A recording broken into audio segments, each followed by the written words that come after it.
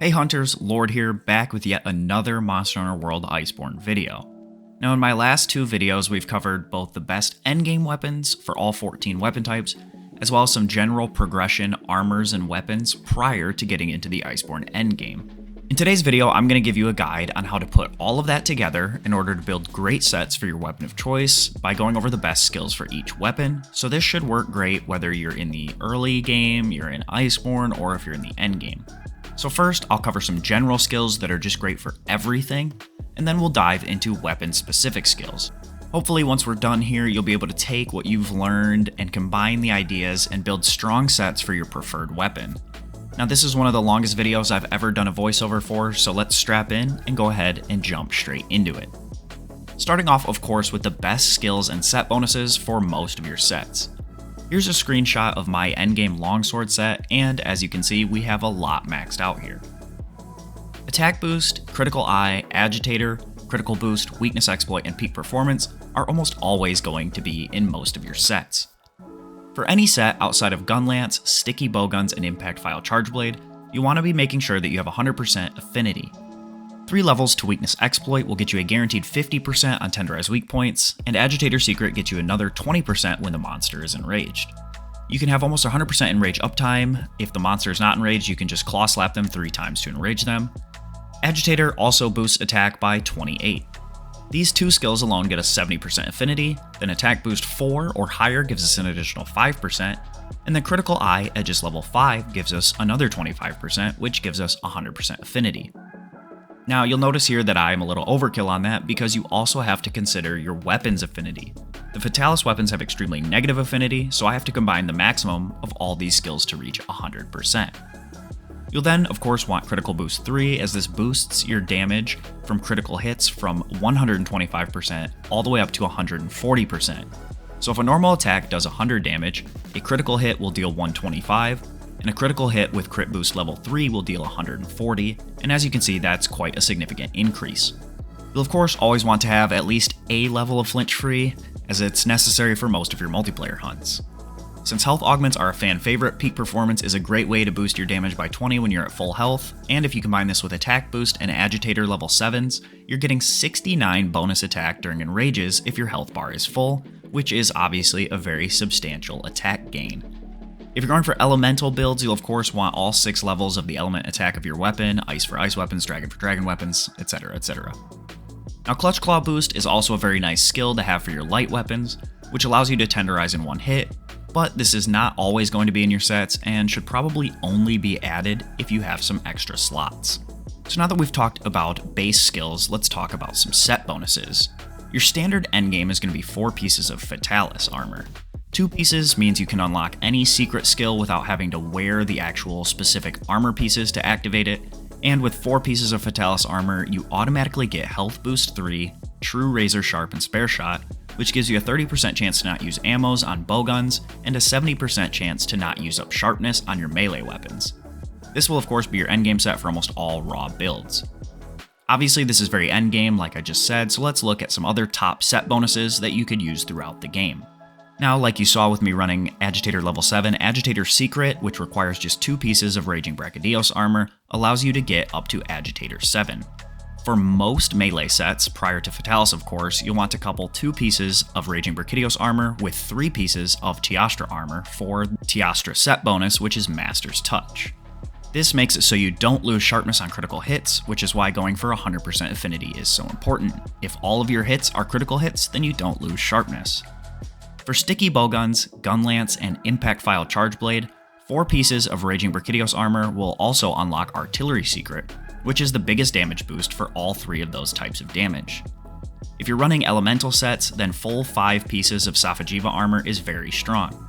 This gives you a bonus 40% affinity, and then 150 element or 120 status with your weapon drawn, and it also raises the elemental and status cap for your weapons, allowing you to reach even higher total element or status, of course boosting your damage even more. This will be your endgame set for about 95% of all elemental builds. If you're running Safi armor, then resentment levels 3 to 5 is also a huge damage booster. If you've not made it to Safajiva, but you have Silver Rathalos unlocked, then the 4-piece set bonus, which is true critical element, is very, very strong. It gives you a huge elemental boost, It does vary by weapon. You can check out my hidden values video in the top right now for more information on the multipliers. But with 100% crit, you'll get this boost on every single hit. This is typically not as good as Sophijiva, but is a solid alternative. Another great thing, especially if you're still doing the Iceborne story, is using 2 pieces of Alcana armor, which will net you regular critical element. Now this is not as big a boost as true critical element, but it'll help boost your elemental damage during the story and early on in the Guiding Lands. For any bowgun set, obviously the Fatalis set bonus for True Spare Shot is going to be great for the endgame. However, you can also get that with 3 pieces of Nargacuga armor, which can be unlocked during the story. You can also unlock the Razor Sharp Charm by completing quests for the Housekeeper, and that will be in 100% of your sets if you're not running True Spare Shot. Do note that True Spare Shot and Spare Shot don't stack, just like Crit Element and True Crit Element don't stack. Alright, now I know that was a lot to go over, but we had to cover some of the general skills and bonuses you'll want to have. Let's go ahead and jump into important skills for each of the 14 weapon types. Of course, we're going to start with Greatsword. This weapon scales mostly with raw damage, so you'll want your raw boosting skills that we just talked about, but another great one to add is Focus. At level 3, Focus gives you 15% reduction in charge times. This is huge as it means all your charged attacks are now 15% faster, giving you significantly less animation commitment, as well as making some smaller openings where you couldn't have got off a combo much more viable now. Another great one is Frostcraft. It's extremely strong, and the huge bonus damage on each hit can really add up over the course of a hunt. For Longsword, you'll have a couple skills that are not mandatory, but will boost your Longsword abilities quite a bit. First up is Quick Sheath. While this is not as important in Iceborne as it is in Sunbreak, having Quick Sheath 3 for your Eye Sheath is still a pretty big deal. Secondly, we have Power Prolonger. At level 3, your Spirit Gauge will have a 40% longer uptime until you drop from red to orange, orange to white, or white to no Spirit Gauge.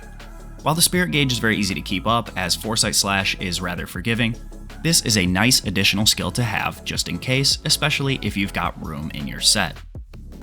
Moving on to Sword and Shield. For Sword and Shield, actually having Frostcraft is very strong. By spamming Perfect Rush and then sheathing in between, you can get a massive damage boost over the course of a hunt. Offensive Guard isn't a bad option, but again, it isn't as useful as it is in Sunbreak, as you don't have any counter attacks with Sword and Shield and Iceborne. Finally, I'd recommend some Wide Range.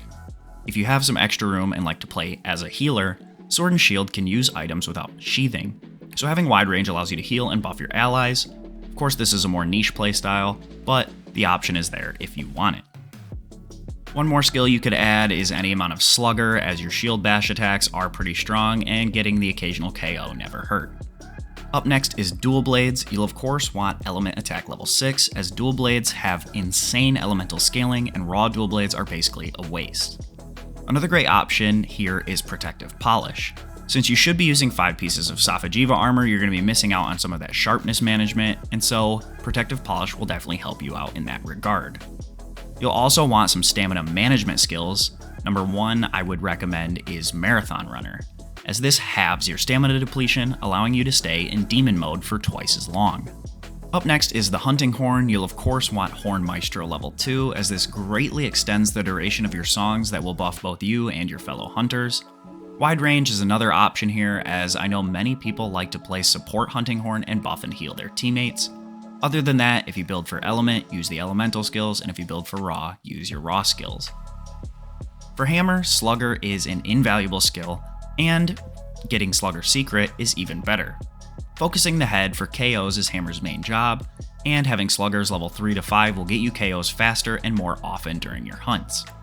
Another skill I'd highly recommend for Hammer is Airborne. You can get this easily on a bunch of different combination decos, and it boosts your jumping attacks by a whopping 30%.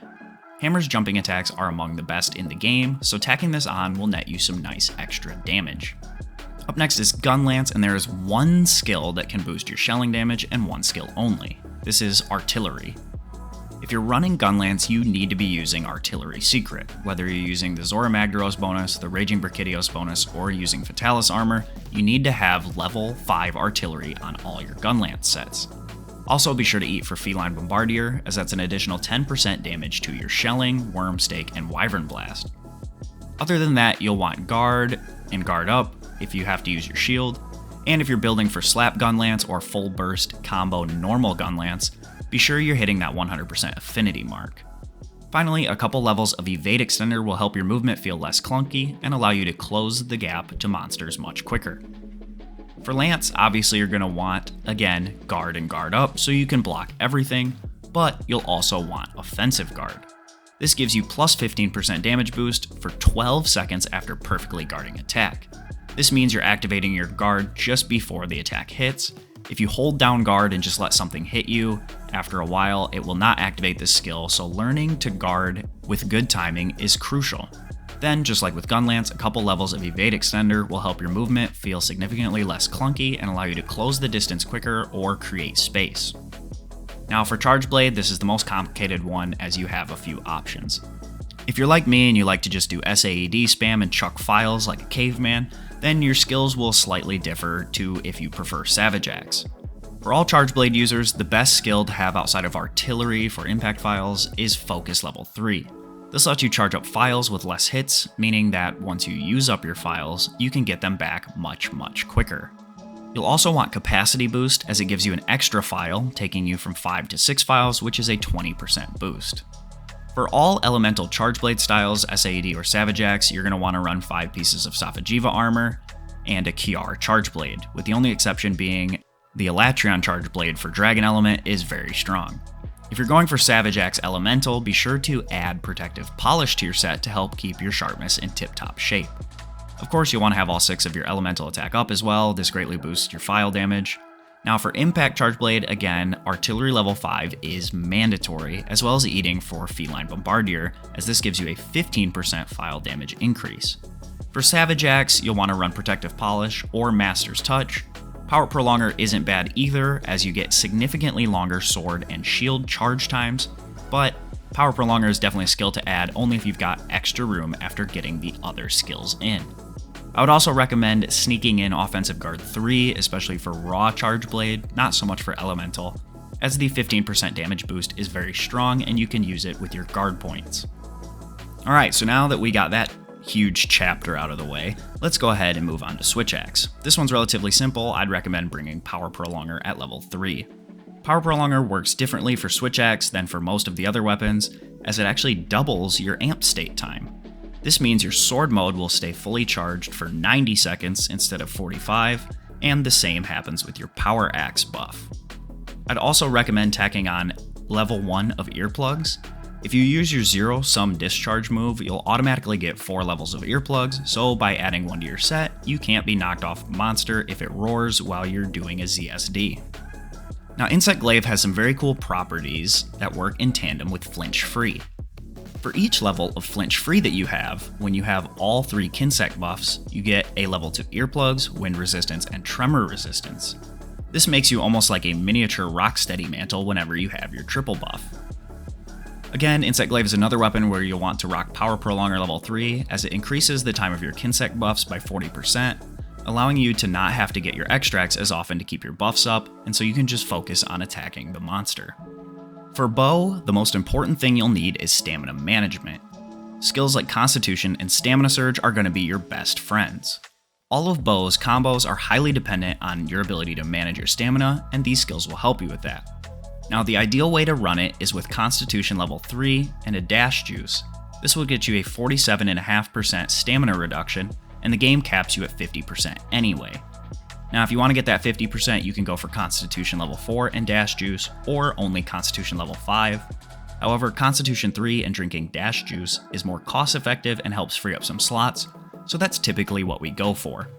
Now, having any amount of Stamina Surge is great, as it will be a noticeable increase in how fast your stamina recharges.